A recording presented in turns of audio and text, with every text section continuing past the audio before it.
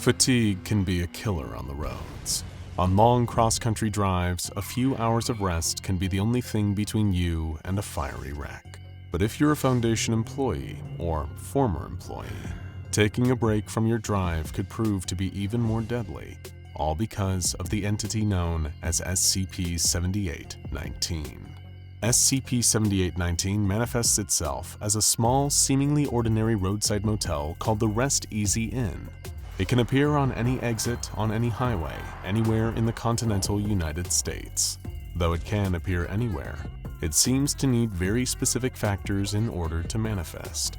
This anomaly is only visible to former or current Foundation employees, and will only appear if they're alone in the car.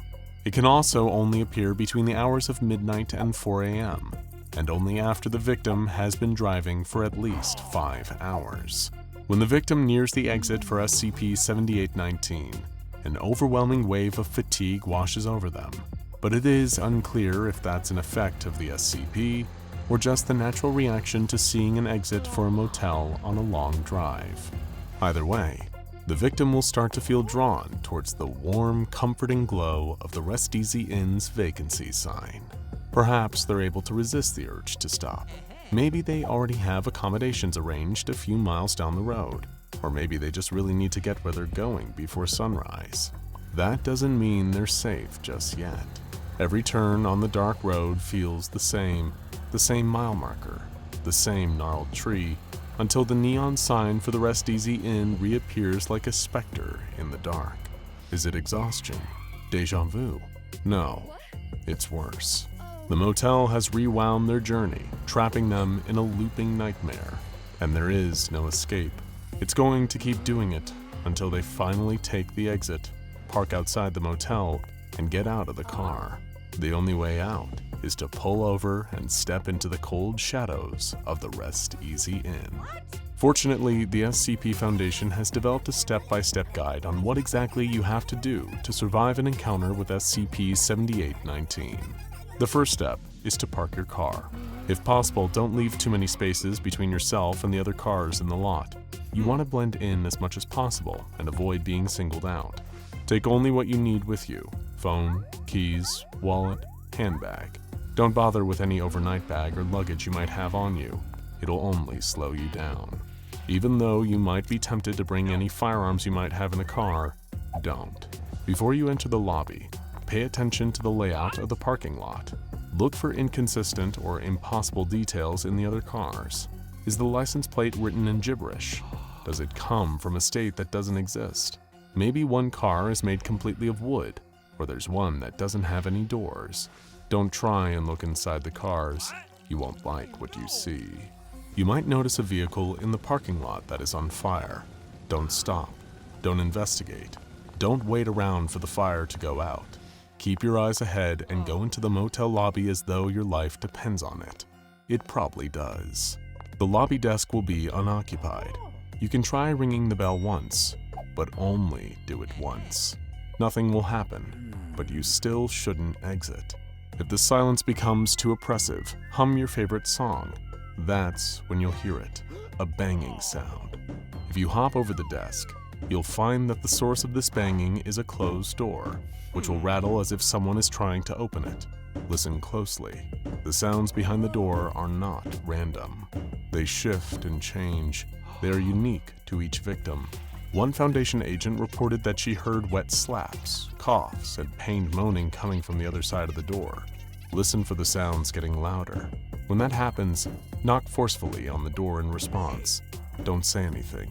Just keep knocking until whatever is on the other side slides a room key through the gap.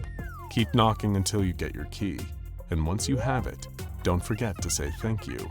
Only then can you leave the lobby, quickly and without looking back. At the Rest Easy Inn, stairs do not exist. If you want to reach your room, the elevator is your only choice. The buttons are not numbered clearly, and they are arranged in a chaotic pattern, making it difficult to find your own way. But you won't be alone. Someone or something will already be inside, waiting for you. Step in, but never look away. Keep your eyes locked on them and press your back firmly against the wall.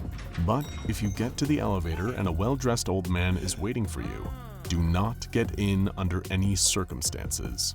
He will hold the door for you and ask you to enter, and he will wait for up to several minutes for you to respond before giving up. Do not cross the threshold. He can't get you if you are outside the elevator. But remember to be polite. Thank him, but tell him that you're just passing through and you're happy to wait for the next one. Eventually, he'll give up and move on. If you get to the elevator and a middle-aged woman in hiking gear is waiting, you can get in. The ride might stretch on for what feels like half an hour, but you will reach your floor eventually. Stay composed. If she speaks to you, and she will, respond politely, but never with the truth. No matter how trivial or absurd her questions seem, lie. Invent stories, tell lies, anything but the truth. You don't want her to know who you really are. If the person waiting for you in the elevator is a young vagrant, it is also safe to enter. This person will not speak, but if they offer you a hug, it will do you no harm to accept. When you leave the elevator, the vagrant will give you a small gift, like a tin toy or a box of matches. Hold on to that gift in case you need it later. Once you get to your floor, it is useless to try and read the room key. It will either have no number or a nonsensical number. Just start walking down the hallway and wait for the room to reveal itself to you. Do not try any of the doors or look through the peepholes.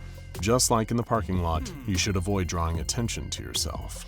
Just keep your head down and walk straight ahead, even if you start to feel the hairs on the back of your neck stand up like someone's right behind you. Resist the urge to glance behind you. It is not worth what you might see. And of course, don't make any noise. And whatever you do, stay silent. Disturbing the other guests would not only be rude, it would be dangerous. You'll be walking for a long time, much longer than you'd expect given the outside dimensions of the motel. The wallpaper and carpet colors will change. The doors will start to get higher up on the walls. A creeping disorientation will set in, like you've been transported somewhere else. But stay calm and just keep walking. Despite the hallway's endless twists and impossible angles, it will inevitably funnel you towards a crossroads. You might be confused about what direction to take, but don't wait too long. This is an impossible space, and standing around will lead to headaches and a sense of acute paranoia. Don't overthink it. Your choice won't change the outcome. Pick a direction at random, as if the path is already chosen for you. Keep moving, even as the hallway stretches and shifts around you, until you see the door that feels like it's waiting for you. Enter the room using your key. The room will feel cold, but that's normal. Don't let the door close behind you. Not until you've turned on every light, searched every closet, behind every curtain, and under the bed. Once you're absolutely sure that you're the only person in the room, shut the door and lock it. If your room has a door to an adjoining room, push a piece of furniture in front of it. The bathroom door might be locked as if someone or something is inside. There's no need to worry, unless faint noises drift from the other side, or an unfamiliar shadow shifts under the door. In that case, push some furniture in front of that door too. If the bathroom isn't locked, you'll find that the plumbing doesn't work. It feels like a prop. As one researcher described it, the room resembles a display in a furniture showroom or movie set. The layout of each room varies depending on the victim, but it's always strange and idiosyncratic in some way. There might be too many chairs or mismatched furniture styles and colors. There may be too many beds and nothing else, or furniture placed haphazardly with no easy way to walk around them. No matter how strange your room is, you should try your best to get comfortable. After all, you're going to be here all night, and you're very, very tired. Turn on the TV if you have one. It'll help you relax. Dim the lights, but don't turn them off. Get under the covers and settle in. Hold on, did you check under the bed earlier? Maybe you should do that again to be safe. You'll wake up submerged in warm, still water in a hot tub, the only person in an eerily quiet pool room. There will be a radio on a nearby table. The signal is bad, but you recognize the song from when you were a child. You might feel compelled to adjust the dial on the radio and get a better signal. If you decide to do that, be very careful not to change the station. What's playing now is meant for you, and tuning to anything else might attract unwanted attention. If you like, you can walk around and inspect the pool, which has a strange shape. We'd advise against taking a dip. If you touch the surface of the water, you'll find that it's covered in a thick membrane to stop things from breaking through. If you were to cannonball in, you'd be stuck under that membrane and drown. Don't pay too much attention to the shapes moving around under the surface, even if they look like people, even if you hear them banging on the membrane and shrieking like wild animals. Get back into the hot tub. It won't be warm anymore. It will be freezing cold. Despite this, put your head under the water. When you do this, you'll see that it's much, much deeper than you thought. There will be something at the bottom. Take a deep breath and swim down to pick it up. When you get out of the tub, inspect what you found. It'll be something valuable that you thought you'd lost a long time ago. One researcher, for example, found her engagement ring, which she'd flushed down the toilet years ago. Whatever it is for you, hold on to this item for later too. When you're ready to leave the pool, your clothes are clean and dry and folded neatly for you on the table. Once you're dressed, head back to your room. You'll have to pass through the lobby, which is where you'll see the breakfast room.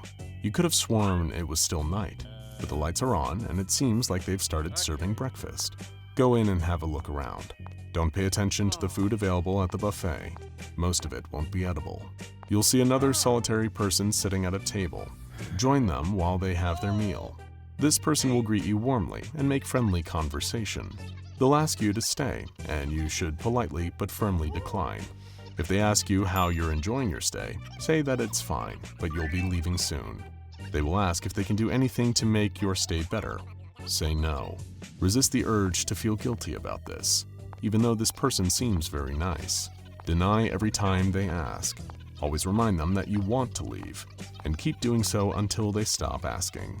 This person might still be there when you check out tomorrow, if the breakfast room isn't closed. They'll still be alone. Avoid becoming sentimental. When you go back to your room, you'll fall asleep again. And when you wake up this time, it will actually be morning. You'll notice that this motel looks very different in the daylight. The hallways don't twist and turn. The carpet doesn't change. Everything that seemed weird or frightening about the place during the night will have vanished, and you will feel like you're in any ordinary roadside motel. In the cold light of day, you might convince yourself it was all a dream, if not for the trinket from the vagrant still nestled in your pocket, and the keepsake from the hot tub. As you walk down the boring beige hallway, many of the doors that were locked last night will be hanging open. There will be cleaning carts in the hallway, but you won't see any staff or other guests. There won't be anybody in the elevator either, and the front desk will still be unattended. But unlike last night, you won't hear any mysterious banging from behind the desk, just the hum of the air conditioning and the buzz of the fluorescent lamps. You don't need to pay. All you need to do is put your key on the front desk, and then you'll be free to go. When you go outside, the strange cars will be gone, and your car will be exactly where you left it. Get in and drive away. Once you're on the road, if you look in your rearview mirror, the motel will no longer be visible. SCP-7819's origin is still a total mystery. We might never know why it only manifests to Foundation employees, or what it does to the people who don't make it to checkout. But this anomaly is pretty clear about what it wants. It wants people to stay there. Researcher Taya Andrews put it best in her report regarding her personal experience with SCP-7819. Motels are not home, obviously. They try their best to feel like they're home, but not particularly well. 7819 embodies that pretty well. Something that doesn't really understand humans trying fruitlessly to lure them in, with fractured memories of motel rooms and hot tubs. And who knows, maybe if you don't follow the rules, nothing bad happens at all. Maybe the people who disappeared into SCP-7819 just decided they wanted to stay.